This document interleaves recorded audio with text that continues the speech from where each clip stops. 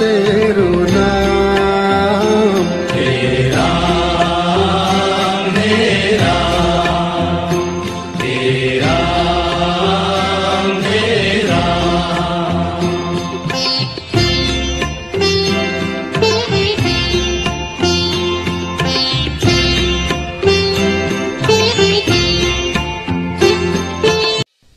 मजबूती, उपयोगिता और सुंदरता हम समझते हैं एक परफेक्ट प्री इंजीनियर्ड बिल्डिंग का हर पहलू। देश के लीडिंग प्री इंजीनियर्ड बिल्डिंग निर्माताओं में से एक लोटस हाईटेक इंडस्ट्रीज सभी आधुनिक सुविधाओं के साथ राजस्थान के उदयपुर शहर में स्थित है, जहां ग्राहकों को एक ही छत के नीचे प्री फैब बिल्डिंग की डिजाइन से डिलीवरी तक की सभी सेवाएं प्रदान की जाती हैं। मजबूत, सुंदर और इंटरनेशनल स्टैंडर्ड्स की प्री फैब बिल्डिंग्स कम लागत पर देश में ही निर्मित कर सप्लाई करने के उद्देश्य से स्थापित लोटस हाईटेक इंडस्ट्रीज आज तुलनात्मक रूप से छोटे स्तर पर कार्यरत होने के बावजूद अंतर्राष्ट्रीय स्तर की बड़ी बड़ी कंपनियों जैसी गुणवत्ता और सेवाएं देने के लिए जानी जाती हैं। लोटस हाईटेक देश विदेश में अपने अमूल्य ग्राहकों के लिए pre engineered building, warehouse, factory building, cold storage building, multi level building, EOT crane system, gantry girders, mezzanine and storage system, pre fab house आदि उत्पाद एवं संबंधित परामर्श सेवाएं प्रदान कर रही हैं। 10 वर्षों से अधिक अनुभव के आधार पर अब तक हम विभिन्न इंडस्ट्रीज के लिए 100% ग्राहक संतुष्टि के साथ अनेकों प्रोजेक्ट पूरे कर चुके हैं। With excellent team, latest machinery equipment and best business practices accompanied with its brand reputation, Lotus High-Tech Industries is one-stop solution for your all pre-engineered building requirements. For more queries and information, kindly visit our website www.lotushightech.com. Thank you. तू ही माता, तू ही पिता है। तू ही माता तू ही पिता है। जीवन की सार्थकता आध्यात्मिक ज्ञान के बिना अधूरी है और इसी आध्यात्मिक ज्ञान को लेकर आपके बीच आ रही हैं परम पूज्य वक्ता, परम पूज्य साध्वी हेमलता जी। नमस्कार, मैं हूं श्रीपत राय और आप देख रहे हैं डीडी समाचार। आध्यात्मिक ज्ञान का रसपान करने से पहले जान लेते हैं दीदी के जीवन से जुड़ी कुछ खास बातें। आपका जन्म 5 अप्रैल 1979 को बजरंगपुर उड़ाना के शर्मा परिवार में हुआ था। आपके जीवन में यह समय सबसे महत्वपूर्ण रहा जब आप सन 1990 में अखंड परमधाम सप्त सरोवर हरिद्वार के महामंडलेश्वर स्वामी श्री परमानंद गिरी जी की पावन नगर उज्जैन में आपकी दीक्षा की शुरुआत हुई और अब शिष्य बने। बताने को तो बहुत कुछ है जिसे शब्दों में बयान नहीं किया जा सकता। चलिए सुनते हैं दीदी के मुखार बिंदु से अमृतवाणी के वो बोल जो जीवन के भवसागर को पार लगाने वाला है। चरितं रघुनाथस्य शतकोटि प्रविस्तरम् एकमक्षरं पूसां महापातकनाशनम्। आइए भगवान श्री राम के दिव्य चरित्रों का गुणगान करें। भगवान मर्यादा पुरुषोत्तम श्री राम का चरित्र, भगवान रघुनाथ जी का जो चरित्र है वह बड़ा अनूठा और दिव्य है। राम रक्षा स्तोत्र कहता है, चरितम रघुनाथस्य शतकोटि प्रविस्तरम एकमक्षरम पूसाम महापातकनाशनम। भगवान श्री राम के दिव्य चरित्रों का जो गुणगान हम करते हैं और उनका जो चरित्र का एक एक अक्षर है वह महापातकों का नाश करने वाला है। आइए भगवान मर्यादा पुरुषोत्तम श्री राम के नाम का दिव्य संदेश अनमोल वचन के माध्यम से संपूर्ण राष्ट्र ही नहीं अपितु संपूर्ण विश्व को चारित्रिक निर्माण करने की एक दिशा है।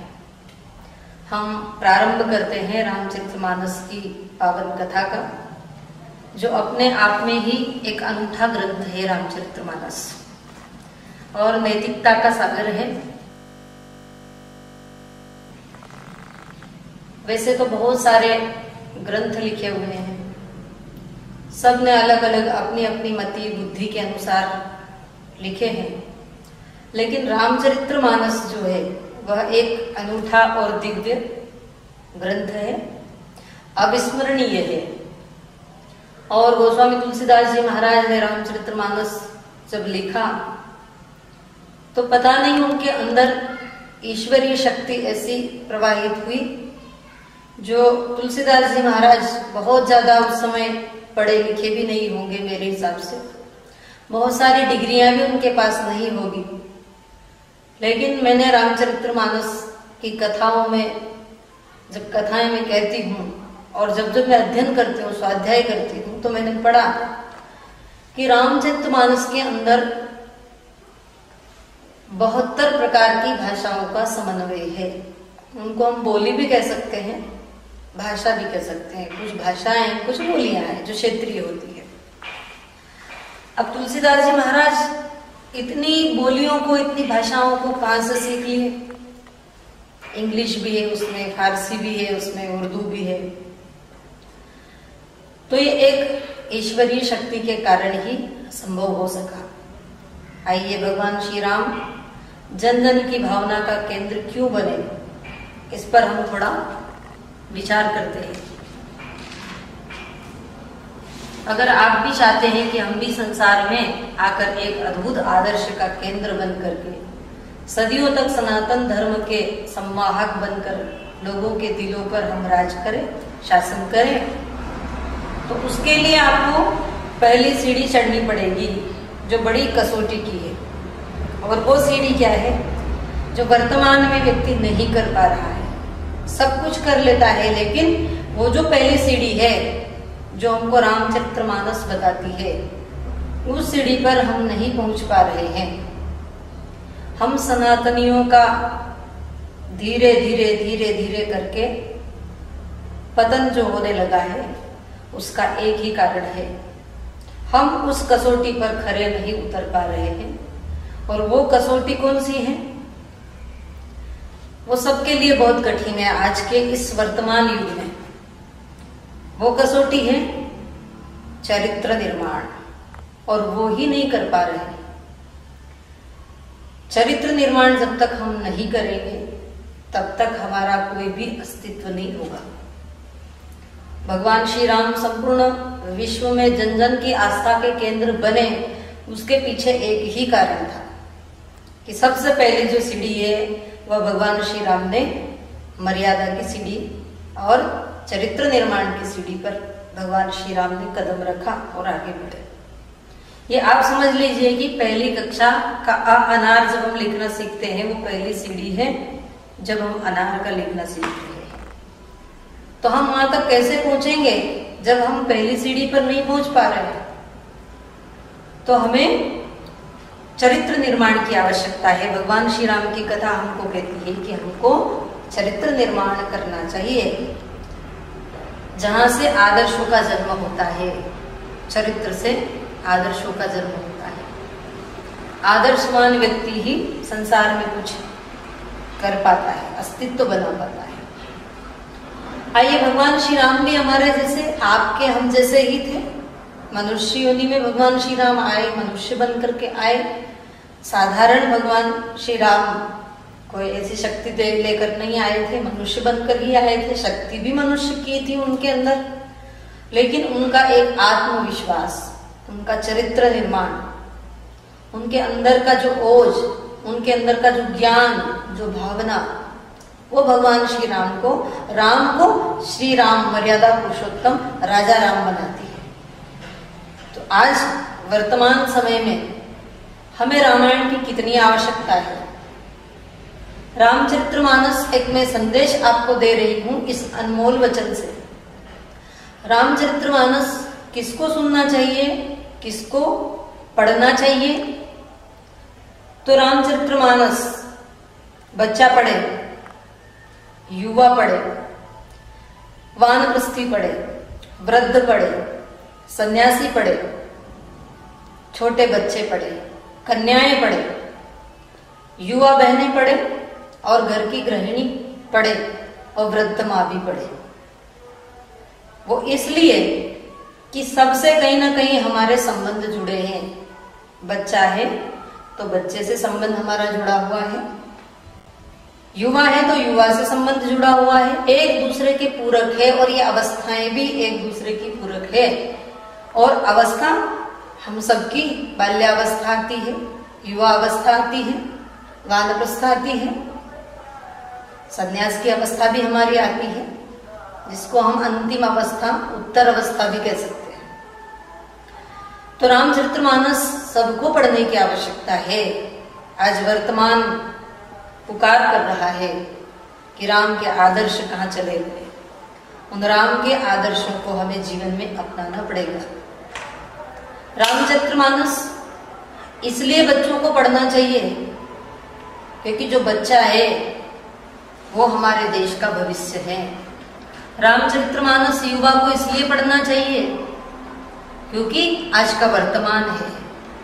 रामचरितमानस इसलिए उन वानप्रस्थियों को पढ़ना चाहिए जिन्होंने अपने जीवन में बहुत सारी संपत्तियां अर्जित की, बहुत सारा धन अर्जित किया, कई घरों के अंदर, दीवारों के अंदर धन छुपा करके रखा, किसी ने बैंक के लॉकर में छुपा करके रखा और जीवन पर्यंत धर्म का कार्य ही नहीं किया, जीवन पर्यंत पुण्य का कार्य ही नहीं किया, जिन्होंने केवल खाया और कमाया बस, और पता नहीं कब हमारा अंतिम दिन आ जाएगा।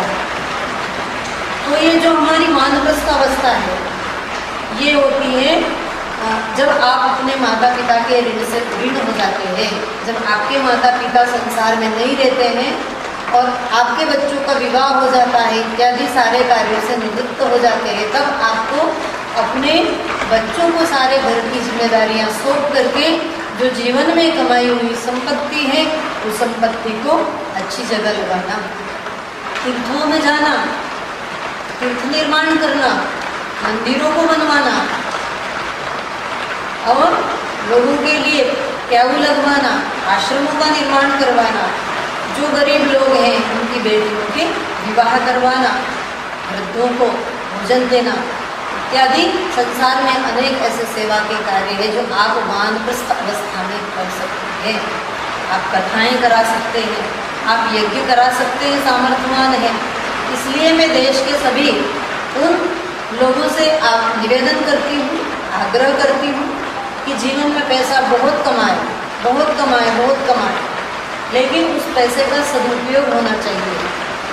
पैसे का सदुपयोग तभी होगा जब आपकी आवश्यकता की पूर्ति हो जाएगी, आप ग्रस्त जीवन से निवृत्त हो जाएंगे, आपकी वानप्रस्थ अवस्था आ जाएगी, तब आपको उस धन का सदुपयोग करना है। और अपने जीवन में मैंने कई ऐसे उदाहरण देखे हैं, कई लोग ऐसे हैं जो जीवन भर कमाते हैं लेकिन अपने लिए बुढ़ापे के लिए कुछ नहीं बचाते, तो जीवन भर तो कमाने में ही चला गया, जीवन भर बच्चों की सेवा में चला गया, बच्चों की शादी विवाह करने में चला गया, घर बनाने में चला गया, व्यवसाय में चला गया, फिर आपके पास बचा क्या है?